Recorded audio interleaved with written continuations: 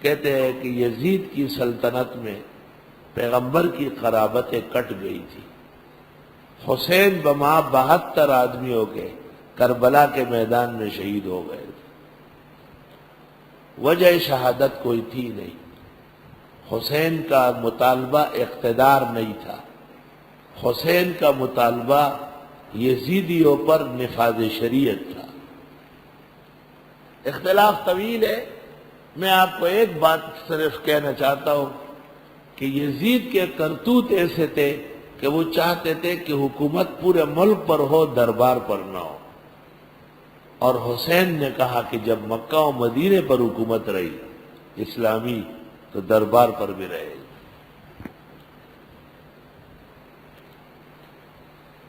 پس امید کیا یہ امید ہے اگر تم حکمران بنے کہ فساد کرو گے ملک میں؟ اس سے بڑا فساد کیا ہوگا. سندھ میں کن کو سپرد کیا؟ پنجاب میں چودھریوں کا راج ہے. سرحد اور بلوچستان کو چھان لیا گیا. وہاں اتنے حکومتی اقدامات نہیں ہیں جتنا حکومتی قتل و غارت گیری ہے.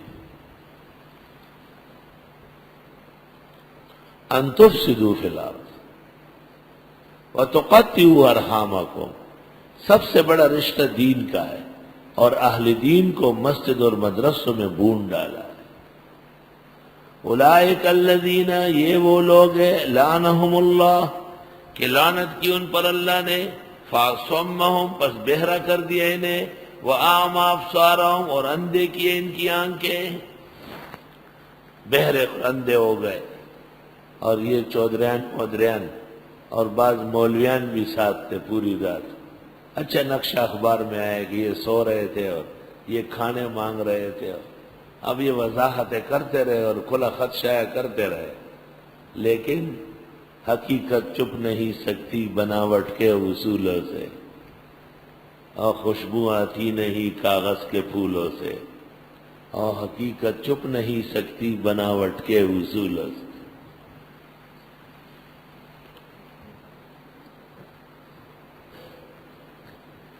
ہمارا وفاق بھی اس سلسلے میں سخت بحران کا شکار رہا، اگرچہ مولانا کی استقامت اور ان کے تثبت نے کافی دیر تک بچائے رکھا. اس آیت کے ذیل میں روح المانی کے اندر یزید کا مسئلہ لکھا ہے، اور یزید کو گمراہ اور بے دین، ظالم، لعنتی لکھا ہے. یہ مسئلہ علماء اہل سنت میں اختلافی ہے. راجح یہ ہے کہ یزید کو کافر یا لعنتی نہ کہا جائے. ہاں ظالم اور فاسق ضرور تھا.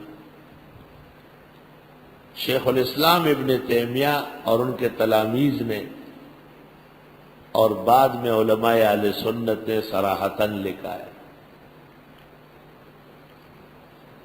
اور شیخ عبد الرشید رشید البیان میں کہتے ہیں لعنت مکڑ پہ یزید چل رفض شی بعید دے بے شک مسلمان و مسلمان اہل ایمان.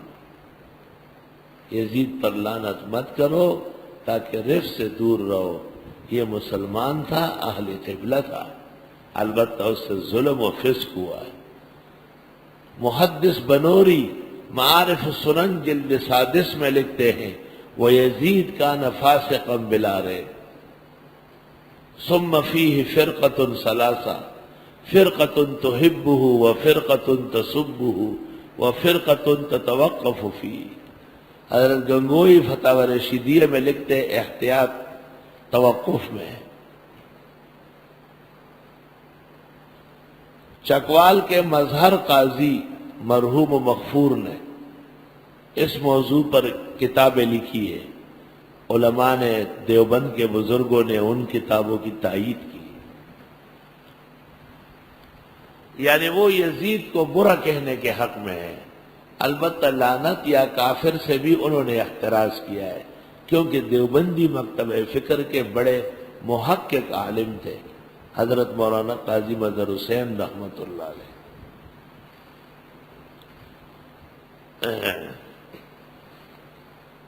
الحمدللہ ہمارے درس کی یہ شان ہے کہ مسئلے سے متعلق تمام ابحاث عطر کے طور پر، خلاصے کے طور پر فہیم طالب کے لیے گنجین علوم کے طور پر پیش کیا جاتا ہے۔ کاش کہ تم میں قدر ہوتی، لیاقت ہوتی۔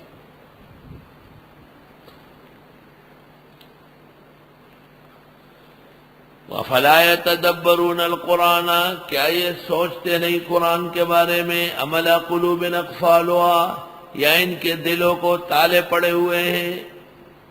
إِنَّ الَّذِينَ ارْتَدُّوا عَلَىٰ أَدْبَارِهِمْ، بے شک جو لوگ مرتد ہوتے ہیں پیٹھ کے بل، من بعد ما تبین لهم الہدی، بعد اس کے کہ ہدایت واضح ہو چکی ہے۔ الشیطان سول لهم، شیطان ان کو بگاڑتا ہے، وَأَمْلَى لَهُمْ، غلط باتیں ڈالتا ہے۔ ذَلِكَ بِأَنَّهُمْ قَالُوا، یہ اس لیے کہ کہا، لِلَّذِينَ كَرِهُوا مَا نَزَّلَ اللَّهُ، ان لوگوں سے جو پسند نہیں کرتے اللہ کے قرآن کو، سَنُطِيعُكُمْ فِي بَعْضِ الْأَمْرِ، ہم تمہارا ساتھ دیں گے کچھ کاموں میں، وَاللَّهُ يَعْلَمُ إِسْرَارَهُمْ، اور اللہ جانتے ہیں ان کے ڈاکٹر اسرار کو بھی۔ واللہ یعلم اسرارہم، اللہ کو پتہ ہے ان کے اسرار کا۔ اسرار مصدر ہے سر سے، سر کی جمع اسرار ہے، اور اسرار معنی پوشیدگی، سرگوشی۔ یہ جو چپکے چپکے سے دین کے خلاف کام کرتے ہیں اللہ کو ان کا پتہ ہے۔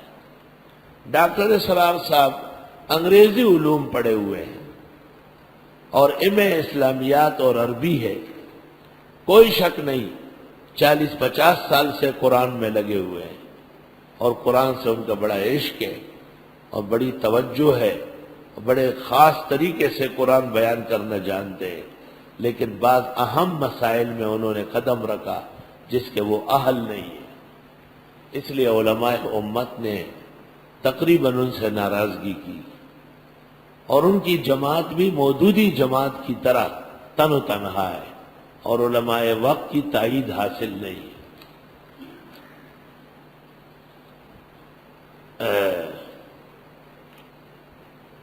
کبھی وہ کراچی آ کے کسر کے بجائے پوری پڑھتے ہیں، اتمام کرتے ہیں، اور کہتے ہیں میں امام بخاری کے مسلک پر ہوں۔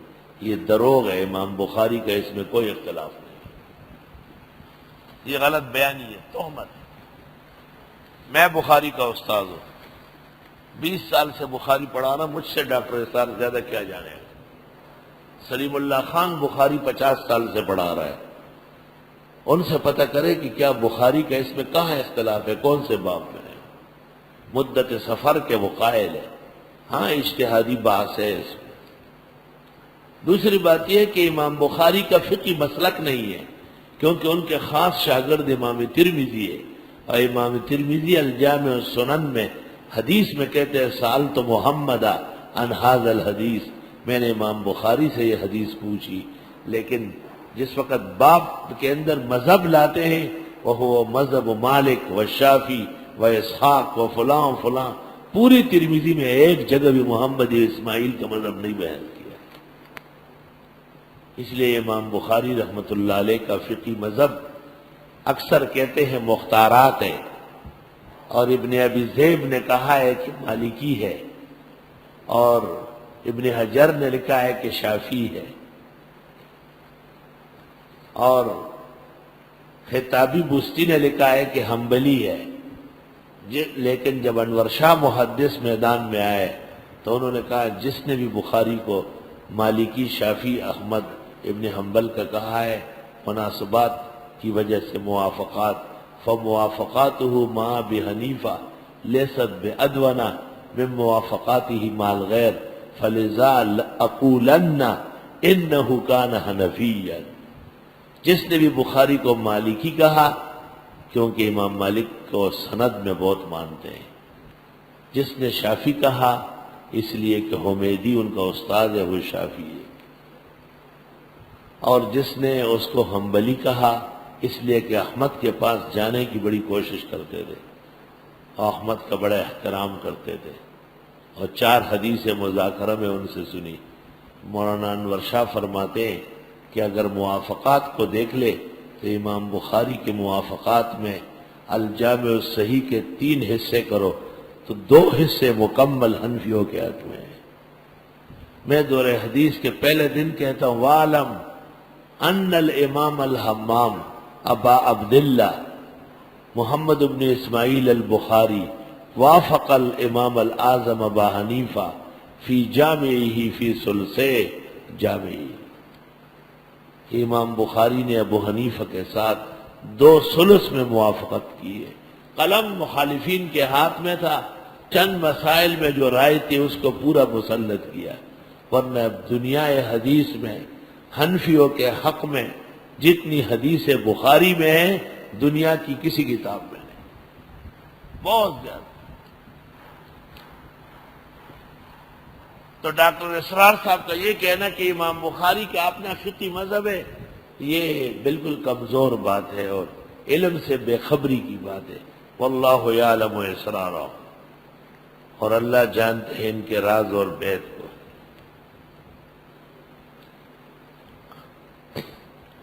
فَكَيْفَ إِذَا تَوَفَّتْهُمُ الْمَلَائِكَةُ، کیا حال ہوگا جب روح قبض کریں گے ان کے فرشتے؟ يَضْرِبُونَ وُجُوهَهُمْ وَأَدْبَارَهُمْ، ماریں گے ان کے چہرے اور پیٹھے۔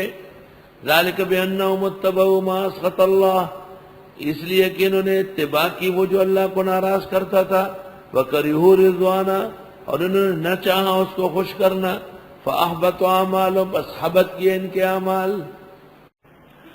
وَيَقُولُ الَّذِينَ آمَنُوا، کہتے ہیں وہ لوگ جو ایمان لائے، لولا نزلت سورہ، کیوں نہیں اتاری جاتی سورت؟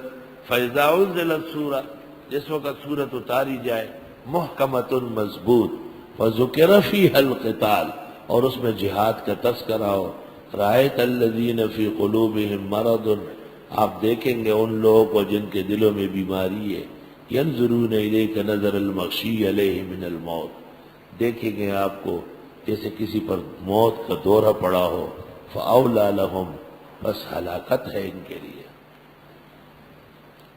طاعت وقول معروف، تابعداری اور بات سلیقے کی ہونا چاہیے۔